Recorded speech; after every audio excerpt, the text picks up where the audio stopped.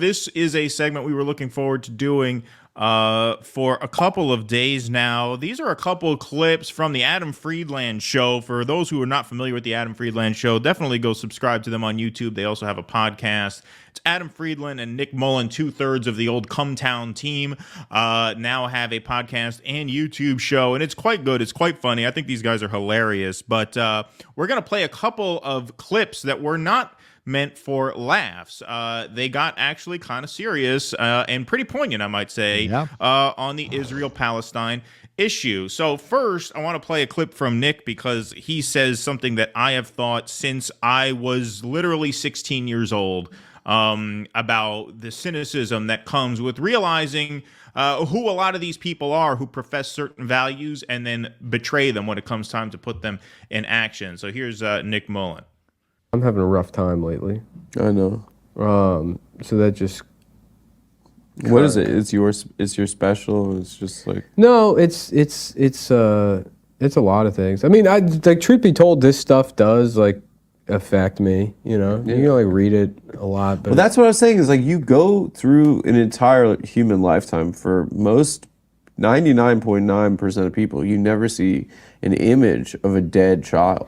Well, it's not even that. I see it every day now. It's really not even that. I mean, it's like, it does, like, the reality is, it's like, yeah, the situation there has appeared to me my entire life to be this, like, an unjust situation. Yeah. You know, you learn all these things about, and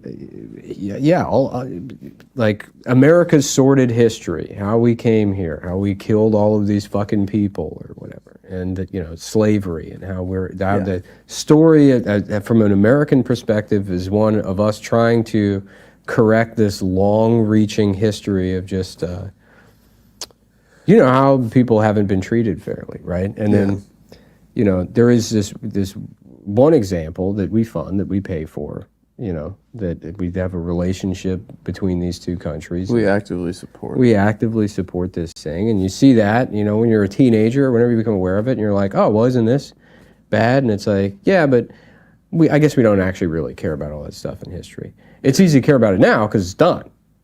It's over. You know, You're going to be like, wasn't that terrible what happened to the Native Americans? Well, shucks. Yeah. You know, we'll do a land acknowledgement.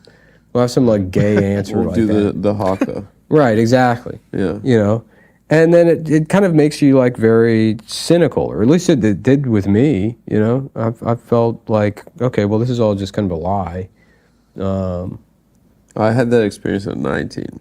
Yeah, no, that's what I'm saying. But it's I just became very cynical. And to see the response now to what does look like a genocide and all of these people on the streets and stuff, it's it makes me feel like a cat, like kind of a piece of shit for becoming cynical in the first place. Yeah. And then also, like, it's like, okay, well, maybe something might be different. But then it also came at the cost of, like, this, like I said before, this is like the worst it's ever been. Yeah, a kid dies every 10 minutes. This is the worst it's ever been. Yeah. Yeah, so a lot there that I've felt for a long time. You know, when I was in kindergarten, my kindergarten teacher introduced us to Martin Luther King, and we're going to play Adam's response because he hinted at when he was 19, he found a lot of this out. Yeah, exactly.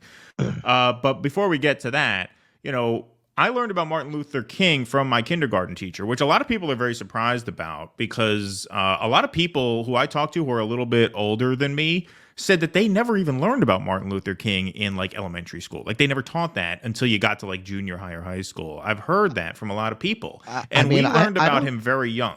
Very young. I don't know if there was a change. But remember, I was a child in the 70s. Like, Martin Luther King had been assassinated pretty recently. Yes. And I remember them, I must have been in, like, third grade, bringing us into the auditorium for Martin Luther King Day to show us a film about Martin Luther King. So they might have stopped later. I've But heard at that some people time, talk I about grew not up having with it. learned about them. Yeah, maybe there was a gap, or maybe it just depends from district to district. I grew up in a majority minority school district. There was a third Hispanic, a third black, a third white. And so maybe that's why they taught Martin Luther King to kids when they were very young. But I later found out that the kindergarten teacher who first exposed me to Martin Luther King was married to this hard right, like state senator or whatever the fuck he was. He was like a local politician. And this guy was just like this arch conservative, hard right Republican. And don't forget, this was when I'm talking about hard right Republican, I'm not talking about nowadays where like right wing Republican means something you're not really sure of, because a lot of the Trump supporters are to the left of a lot of Democrats on a lot of issues of war and peace and surveillance and speech. No.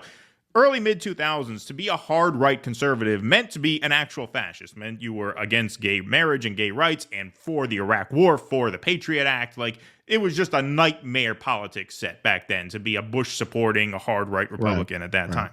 So when I found out who she was and who her husband was, I thought to myself exactly what Nick expressed there. Like, oh, so I guess all that bullshit about how Martin Luther King was this admirable, virtuous person, I guess you didn't really mean any of that. I guess you were just going through the motions. I guess you were just giving us a line of shit because, I don't know, it's in the curriculum, or a nice picture book came out that the librarian told you to read to us. Like, you're obviously full of garbage. If you believed any of what Martin Luther King was about, there's no way you'd have shacked up with this piece of shit for your whole life. But you did. And it makes you extremely cynical. As a very young person, I felt that. And so that piece really spoke to me with what he said there. Well, remember back then, the American ethos of it almost being inappropriate and immoral to dislike people for their political beliefs, that was still more in force. In fact, I can see today the only shit libs who will put up with me are old ones, because they were raised with that ethos. Right. It would reflect on them badly in the system of ethics they came up with to take it out on me on a personal level that they don't like my politics. The young ones, they're out. as soon as you say something they don't like, they want to completely disassociate with you. So in defense of your teacher, that wouldn't have been as strange then as it is today. I get that, but it strikes you when you learn who a person is versus what they told you they believed or what they told you to admire. It's like, okay, so that was performance. You know, it hits you that way. For sure.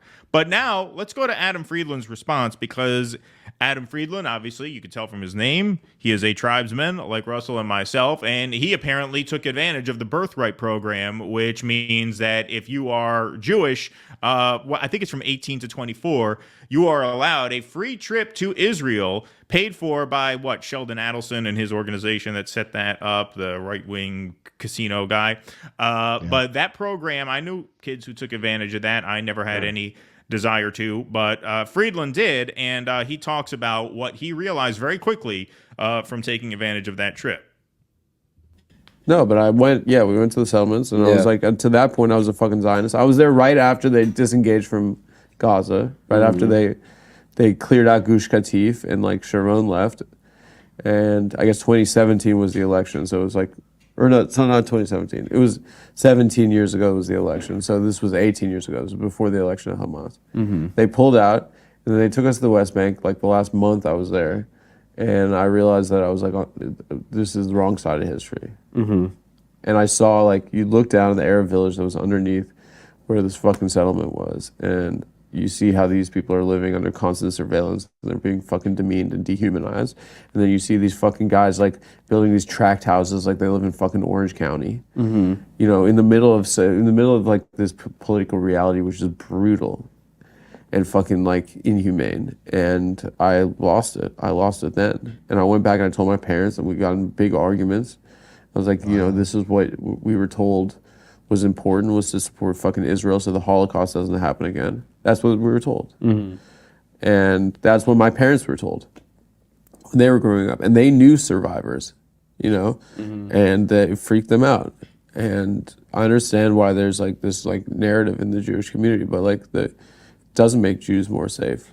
You know, it's a failure of a project. And then now we're seeing like this fucking bloody reality.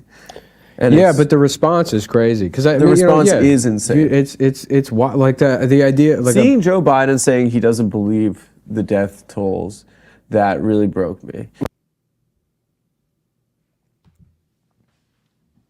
We've played a video about a week and a half ago of that Jewish woman, the young Jewish woman, talking about how she waited too long before she asked herself, hey, what about the other side of the Zionist story, right? What about the Palestinian people, right? She hadn't asked herself that question for a long time. And it's interesting to see him talk about having picked up on it immediately. Just as soon as you get there, as soon as you get to the West Bank, you see, as he put it, these Orange County like McMansion developments on what is clearly occupied land, and then you see the other side of it, the other side of how the people there are made to live under occupation. It struck him instantly that this was unjust, and he went home. He tells his parents, "We're on the wrong side of history." Imagine hearing that. Imagine being a parent, sending your kid on the birthright trip with such pride. And he comes back and he's like, yeah, actually, we are the baddies. I have to tell you. Are we the baddies? Yeah, there you go. Russell's good on that soundboard. He finds those cues so quick. It takes me forever to find the cue. It just happened to be right there. Boom. So what are you saying? Because when the Americans come, the Israeli girls are instructed to fuck them at a lot so that they want to move to Israel. They didn't fuck you when you were there. Right. I swear I've been told this. No, when you go on that birthright trip, you get a lot of nookie. Right. But well, yeah. There's.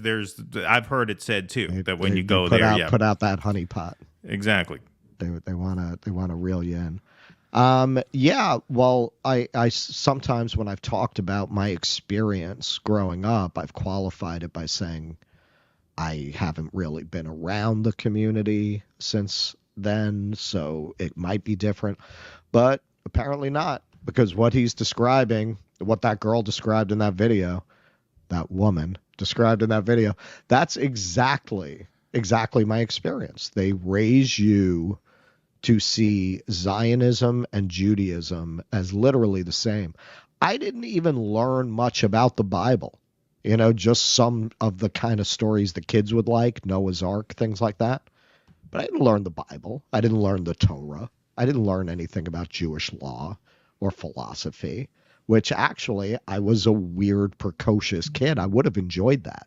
I might have had a completely different attitude about Judaism if they had actually taught Judaism. But it rubbed me the wrong way, even as a child. It was so clear that they just wanted to kind of pressure you into being this Israel supporter and into wanting to base your entire life and your tastes and your mind around this Israel project. Apparently that hasn't changed. And this is part of why this war is so disastrous for Israel, because it is making the entire world have Friedland's experience of seeing what's going on over there. Nobody saw it. Nobody looked into it. It was invisible. It was out of sight, out of mind. Now people are seeing it, and there's just no way, just like his experience was, there's no way to justify it.